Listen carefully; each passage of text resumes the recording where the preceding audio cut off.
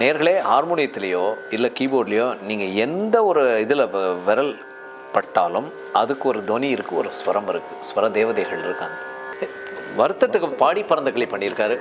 பாடி பறந்த கிளி பாட மறந்ததடி பூமானே போவோமா ஊர்கோலம் பூலோகம் எங்கெங்கும் ஓடும் பொன்னியாரும் பாடும் கானம். அதே டச் இங்கேயும் இருக்குல்ல டாக்டர், ஆனா அது ஹாப்பி. இது யாரோ காலம் யாவும் பேரின்பம் காணும் நேரம் ஆனந்தம் போவோமா